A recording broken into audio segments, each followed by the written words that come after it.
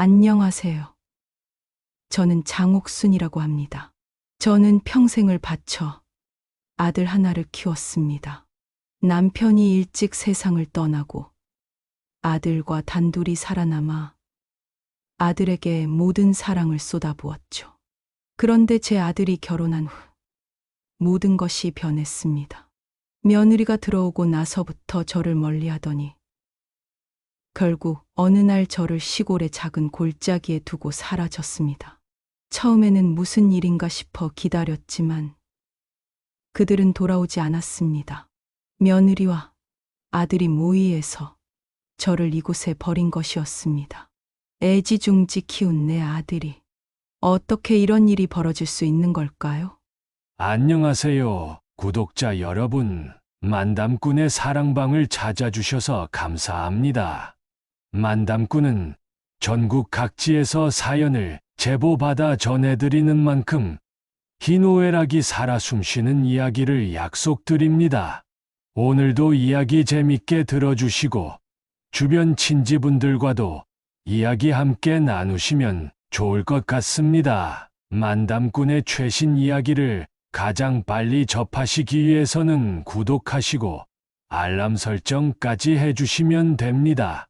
좋아요도 잊지 않으셨죠? 제보하고 싶은 사연이 있으신 분은 댓글로 남겨주시거나 설명란에 있는 메일 주소로 보내주셔도 좋습니다. 그럼 이야기 시작합니다. 안녕하세요. 저는 부산광역시에 살고 있는 장옥순이라고 합니다. 오늘은 저의 가슴 아픈 이야기를 들려드리려고 합니다. 저는 평생을 아들 하나만 바라보며 살았습니다. 남편은 제가 젊었을 때 불의의 사고로 세상을 떠났고 그 이후로 저는 아들에게 온 정성과 사랑을 쏟으며 살아왔습니다. 아들 역시 처음에는 저를 매우 잘 따랐습니다. 그 아이가 자라면서 저는 그 아이의 모든 꿈과 희망이 저에게도 희망이라고 느꼈습니다. 그러나 아들이 결혼하면서 모든 것이 변했습니다. 처음에는 며느리가 가족이 되는 것이 기뻤습니다. 며느리는 상냥하고 예의 바른 사람처럼 보였습니다. 며느리와 아들 사이에서는 쌍둥이 손자가 태어나기도 했고 저는 너무 행복했습니다. 핏덩이 같은 그 아이들을 보며 저는 먼저 떠난 남편에게 이제 다 됐다고 이안이 되었습니다. 하지만 시간이 지날수록 며느리의 태도는 무언가 모르게 냉담해졌고 아들과 저는 점점 멀어지기 시작했습니다. 며느리가 자주 저에게 불편한 말을 하고 아들은 점차 저를 외면하기 시작했습니다. 어느 날 아들과 며느리는 저를 데리고 여행을 가자고 했습니다. 시골에 있는 조용한 마을에 잠깐 머물러 쉬는 여행이라고 했죠.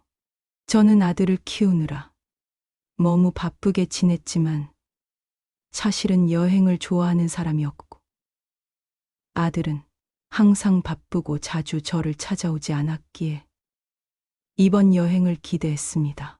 하지만 그 기대는 악몽으로.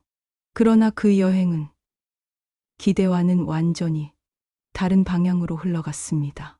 아들과 며느리는 나를 한적한 시골 마을의 산속으로 데려갔습니다.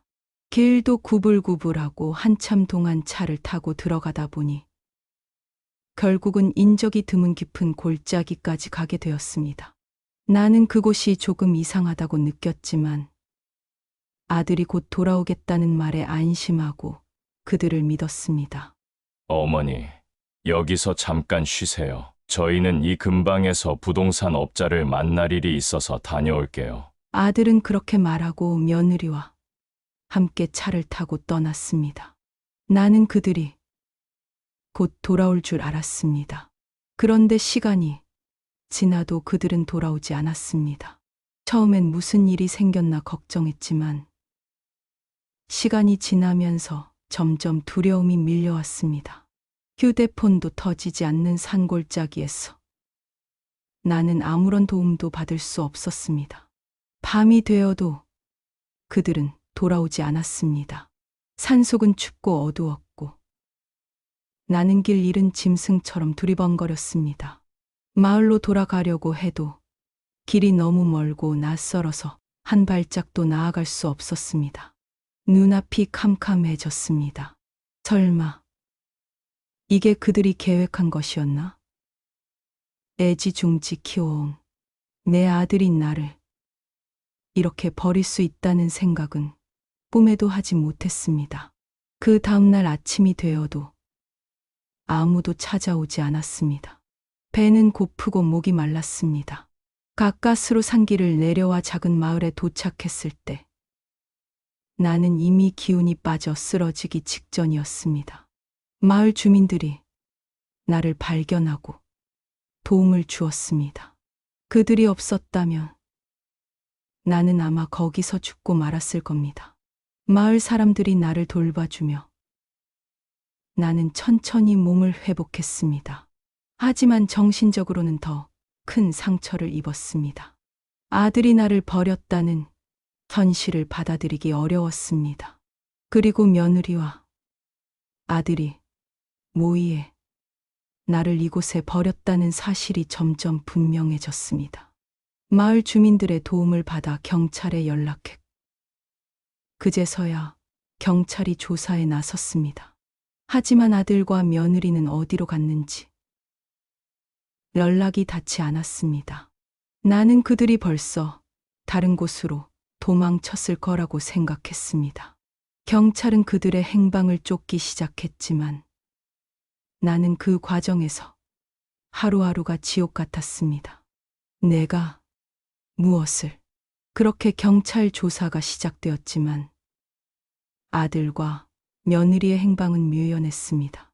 하루하루가 지날수록 나는 점점 절망에 빠져들었고 그동안의 가족과의 기억들이 억지로 떠오르며 나를 괴롭혔습니다. 애지중지 키운 아들이 왜 나에게 이런 끔찍한 배신을 했는지 이해할 수 없었고 나는 스스로에게 수없이 질문했습니다. 어린 시절부터 나는 아들에게 최선을 다해 사랑을 주었습니다. 남편과는 일찍이 사별하고 혼자서 힘겹게 아들을 키웠습니다. 일을 하며 한 끼도 굶지 않게 노력했고 학업도 지원하며 온 마음을 다해 아들을 키웠습니다. 아들은 학교에서 늘 우수한 성적을 받았고 대학에 진학한 후에는 나에게 감사의 인사를 자주 하기도 했습니다. 그런 아들이 나를 이렇게 버렸다는 사실은 너무도 충격적이었습니다. 그러던 중 경찰이 마침내 아들과 며느리의 위치를 찾아냈다는 소식을 듣게 되었습니다. 그들은 내가 찾기 힘든 외국으로 이미 출국한 상태였습니다. 내 아들이 도망칠 생각을 했다는 사실조차 믿을 수 없었습니다. 나는 그들이 내 재산을 노리고 이런 끔찍한 계획을 세웠다는 것에 대한 배신감과 분노가 치밀어 올랐습니다. 경찰은 국제 수배를 내렸고 그제서야 나는 조금이나마 마음의 평안을 찾을 수 있었습니다. 하지만 현실은 여전히 무거웠습니다. 내가 그렇게 사랑했던 아들이 나를 버리고 떠났다는 사실은 변하지 않았기 때문입니다. 시간이 지나도 그 상처는 쉽게 치유되지 않았습니다. 어느 날 나는 한 통의 편지를 받았습니다. 그것은 내 아들로부터 온 편지였습니다. 내용은 짧고 간결했습니다. 어머니, 죄송합니다. 어쩔 수 없었습니다. 모든 것이 제 탓입니다. 그 짧은 문장은 나에게 또 다른 상처를 주었습니다. 그가 진정으로 미안해하는 것인지 아니면 단지 형식적인 사과였는지 알 수 없었습니다. 아니면 어떤 다른 피치 못할 사유가 있었겠거니 싶어지만 도저히 생각해도 나에게 이런 짓을 했다는 건 이해가 되지 않았습니다. 나는 편지를 읽고 또 읽으며 내 아들이 어떻게 그렇게 차갑고 잔인한 선택을 했는지 이해하려 노력했지만 답은 찾을 수 없었습니다. 그 후로도 내 삶은 이전과 같을 수 없었습니다. 마을 사람들의 도움으로 겨우. 그 이후 나는 어쩔 수 없이 그 시골에서 혼자 지내기 시작했습니다. 매일같이 마음속에서 아들에 대한 원망과 그리움이 교차했습니다. 마을 사람들은 나를 측은하게 바라봤고 누군가는 도와주려 했었지만 그 무엇도 내 깊은 상처를 치유할 수는 없었습니다. 그러던 어느 날 뜻밖의 방문객이 찾아왔습니다. 며느리였습니다. 문을 열고 들어온 그녀의 얼굴은 이전과 달리 굳어 있었고 눈에는 눈물이 맺혀 있었습니다. 그녀는 나에게 머리를 숙이며 정말 죄송합니다. 어머니, 저희가 잘못 생각했습니다. 라며 울먹였습니다. 나는 아무 말도 할 수 없었습니다. 배신감과 분노가 치밀어 오르면서도 그녀의 진심 어린 사과에 미묘한 감정이 생겨났습니다. 한동안 침묵이 이어졌고 며느리는 무릎을 꿇고 나에게 계속해서 사죄했습니다. 그때 제가 왜 그랬는지 모르겠습니다. 정말 미쳤었나 봅니다. 남편도 어머니께 그렇게 할 생각은 없었어요. 그저 우리가 경제적으로 너무 힘들어서 어떻게든 돈을 마련해야 한다고 생각했습니다. 하지만 결국 이렇게 어머니를 상처 입히고 망가뜨리고 말았어요. 며느리의 말을 들으면서도 나는 여전히 마음속에서 용서할 수 없다는 생각이 들었습니다.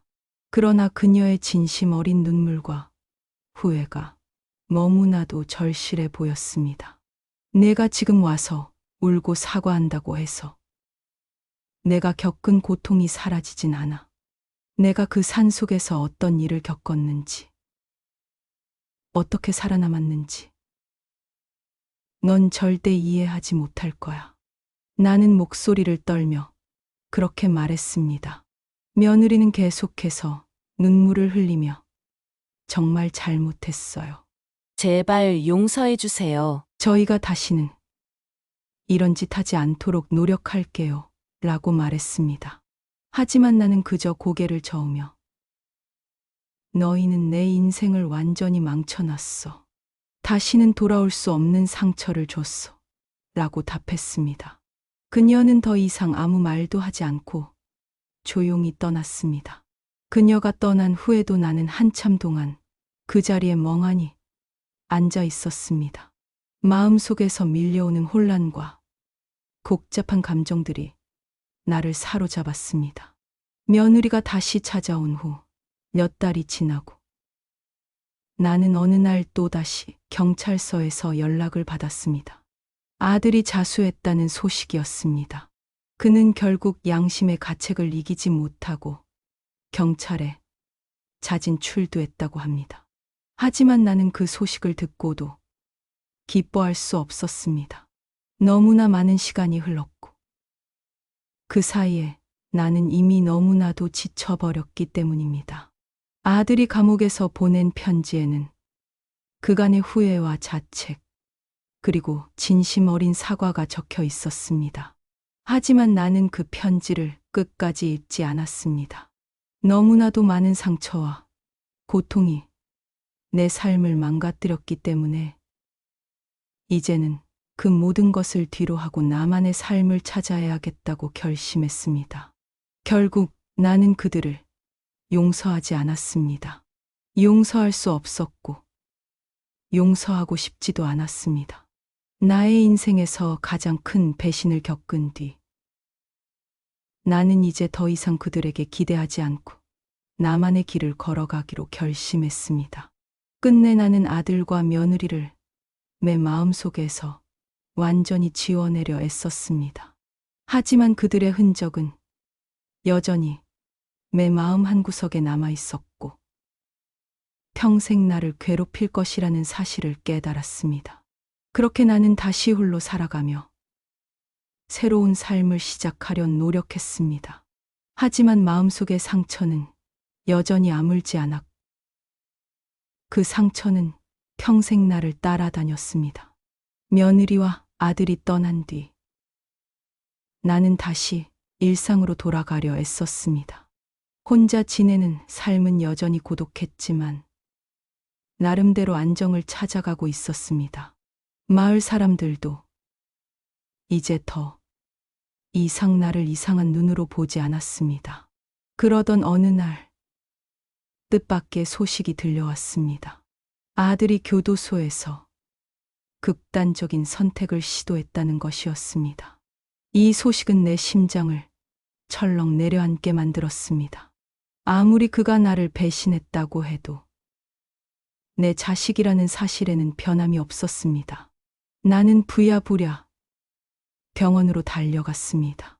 병원에 도착했을 때 아들은 중환자실에 누워 있었습니다.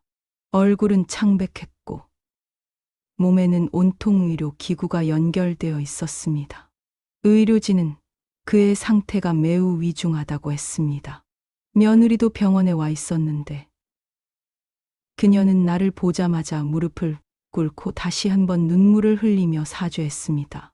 어머니, 남편이 이렇게 된 건 다 제 탓이에요. 제가 그때 어머니께 잘못했어요. 남편도 그 일로 너무 괴로워했어요.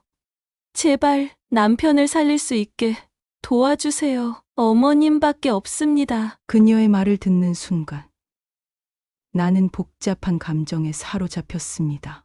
아들을 위해 뭔가 해야 한다는 생각이 들면서도 과연 이들이 내 도움을 받을 자격이 있는가에 대한 고민이 계속되었습니다. 그러나 그 고민도 오래 가지 않았습니다. 아들은 결국 끝내 의식을 되찾지 못하고 세상을 떠났습니다. 그 순간 나의 마음은 한없이 무너져 내렸습니다. 내가 그렇게 원망하고 미워했던 아들이었지만 그가 세상을 떠난다는 사실 앞에서 나는 아무것도 할 수 없었습니다. 그저 그의 차가운 손을 붙잡고 눈물을 흘릴 수밖에 없었습니다. 장례식이 치러진 후 며느리는 나에게 다시 찾아와 이제 어떻게 해야 할지 모른다며 울먹였습니다. 그녀는 남편 없이 혼자 아이들을 어떻게 키워야 할지 막막하다고 말했습니다. 그리고 내게 다시 한번 도움을 청했습니다. 나는 깊은 한숨을 내쉬며 그녀에게 말했습니다. 너희가 나를 이렇게 만들었어. 내가 너희를 용서할 수 있을 것 같아. 아들이 떠난 지금 너도 나한테 남은 건 없어. 내가 어떻게 살아가든 이제 나랑은 상관없어. 그 말을 남기고 나는 그녀를 외면한 채 병원을 떠났습니다. 그녀의 울음소리가 내 뒤에서 들려왔지만 나는 다시는 돌아보지 않았습니다. 시간이 지나고 나는 여전히 혼자였습니다. 그런데도 이상하게 아들에 대한 미움보다는 그리움이 점점 더 커졌습니다. 매일 밤 그가 떠나기 전에 보낸 마지막 편지가 떠올랐습니다. 그때는 읽지도 않았던 그 편지가 이제는 내 마음속에서 무겁게 자리 잡고 있었습니다. 결국 어느 날 나는 그 편지를 다시 꺼내 들고 조용히 읽기 시작했습니다. 엄마, 미안해요. 정말 미안해요. 내가 그때 왜 그랬는지 모르겠어요. 엄마를 그렇게 고통스럽게 만든 것 평생 후회하며 살 겁니다. 제발 나를 용서해 주세요. 다시는 이런 일이 없을 거라고 맹세할게요. 엄마, 사랑해요. 편지를 다 읽고 나니 눈물이 터져 나왔습니다. 이미 돌이킬 수 없는 일이었지만 그 마지막 말은 내 마음속 깊은 곳에서 억눌린 감정을 풀어냈습니다. 그날 이후 나는 아들을 향한 미움 대신 그리움을 품고 살기로 결심했습니다. 그리고 나 자신도 그동안 용서하지 못했던 나의 삶을 조금씩 받아들이기 시작했습니다. 그렇게 시간이 흘러갔습니다. 하지만 내 마음속에는 여전히 아들과 며느리에 대한 복잡한 감정이 남아 있었습니다. 그들은 나에게 씻을 수 없는 상처를 주었지만 동시에 나의 가족이었습니다. 아들을 떠나보낸 후 시간이 흘렀지만 그리움은 더 커져만 갔습니다. 나는 매일 밤 그가 어릴 적 나를 부르며 안기던 모습을 떠올리며 눈물을 흘렸습니다. 그의 미소, 손길, 그리고 마지막 편지 속에 엄마, 사랑해요 라는 말이 내 귀에 맴돌았습니다. 나는 그가 나를 배신했다는 사실을 떠나보내지 못했지만 그와의 추억은 내게 소중한 것이었습니다. 며느리는 다시 나를 찾아오지 않았습니다. 하지만 그녀의 소식을 마을 사람들을 통해 들을 수 있었습니다. 남편 없이 홀로 아이들을 키우며 생계를 꾸려가는 일이 그녀에게는 너무나 벅찼습니다. 생활고에 시달리며 한 번은 아이들과 함께 떠날 생각도 했지만 결국 어디로도 갈 수 없었습니다. 그녀의 처지가 안타깝다는 이야기를 들으면서도 나는 여전히 그녀에게 어떤 연민도 느낄 수 없었습니다. 오히려 스스로 만든 결과라고 생각하며 외면했습니다.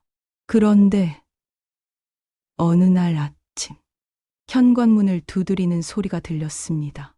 문을 열어보니 뜻밖에도 며느리가 서 있었습니다. 그녀의 얼굴은 몹시 피곤해 보였고 어딘가 이전보다 더 초췌한 모습이었습니다. 어머니, 죄송해요. 다시 찾아와서. 며느리는 낮은 목소리로 조심스럽게 말을 꺼냈습니다. 나는 그녀의 얼굴을 바라보며 마음속으로 복잡한 감정을 억눌렀습니다. 뭐 때문에 또 왔냐? 나는 차갑게 대답했습니다. 그녀는 고개를 숙이며 손에 들고 있던 무언가를 내밀었습니다. 그것은 바로 내 손자와 손녀의 사진이었습니다. 아이들은 이전보다 훨씬 더 자란 모습이었고 그동안 내가 한 번도 만나보지 못했던 아이들이었습니다. 어머니, 제발 아이들만큼은 봐주세요. 저는 상관없어요. 하지만 아이들은 할머니를 보고 싶어 해요. 그 순간 나는 며느리의 말에 아무런 대꾸도 하지 못한 채 사진만을 멍하니 바라보았습니다. 아이들의 얼굴에서 아들의 어린 시절이 떠오르며 마음이 흔들렸습니다. 나는 그동안 아이들에게까지 등을 돌리고 살아왔다는 사실이 갑자기 현실처럼 다가왔습니다. 며느리는 눈물을 흘리며 내 앞에서 무릎을 꿇었습니다. 잘못했어요. 어머니, 정말로 잘못했어요. 다시는 그런 일이 없을 겁니다. 제발. 아이들만큼은 할머니 품에서 자랄 수 있게 해주세요. 제가 잘못한 건 평생 갚을게요. 제발. 용서해 주세요. 나는 여전히 말없이 그녀를 바라보았습니다. 이 상황에서 어떻게 해야 할지 몰랐습니다. 모든 것이 너무 복잡했습니다. 아들을 배신한 그녀를 어떻게든 용서할 수 없었지만 아이들은 내 핏줄이었습니다. 내 아들이 남긴 유일한 흔적이기도 했습니다. 한참 동안 이어진 침묵 속에서 나는 천천히 입을 열었습니다. 너희 잘못은 아직 용서할 수 없어. 하지만 아이들만큼은 내가 돌볼게. 며느리는 그 말을 듣자마자 고개를 깊이 숙이며 눈물을 쏟았습니다. 그녀의 울음소리는 내 마음을 더욱 무겁게 만들었습니다. 하지만 나는 이번 결정이 옳은 것이라는 생각을 하며 마음을 다잡았습니다. 나는 손자와 손녀를 다시 만나게 되었습니다. 처음에는 서먹서먹했지만 아이들은 금방 나에게 마음을 열고 안겼습니다. 그 작은 손길과 밝은 웃음 속에서 나는 오랜만에 진정한 행복을 느꼈습니다. 아들의 배신과 며느리의 죄는 여전히 남아 있었지만 내 손자와 손녀는 내 삶에 새로운 의미를 주었습니다. 시간이 지나면서 나는 조금씩 아들과 며느리에게 가졌던 미움과 원망을 내려놓기 시작했습니다. 용서란 쉽지 않은 일이었지만 아이들과 함께하는 시간을 통해 나는 조금씩 마음의 문을 열 수 있었습니다. 그리고 어느 날 나는 아들의 무덤 앞에 섰습니다. 눈물이 흐르는 것을 참지 못하며 나는 조용히 말했습니다. 아들아, 미안하구나. 내가 널 용서하지 못해서 하지만 이제는 내가 했던 잘못도 나도 조금씩 내려놓고 살아가려고 한다. 아이들을 보면서 내가 남긴 사랑을 느끼고 있어. 부디 하늘에서 편안히 쉬어라. 그 말과 함께 나는 아들을 향한 미움을 완전히 내려놓을 수 있었습니다. 그리고 이제는 손자, 손녀와 함께 새로운 삶을 시작하겠다는 결심을 하게 되었습니다. 비록 아들과 며느리의 배신으로 깊은 상처를 받았지만 그 상처 속에서도 희망과 사랑을 찾을 수 있었습니다.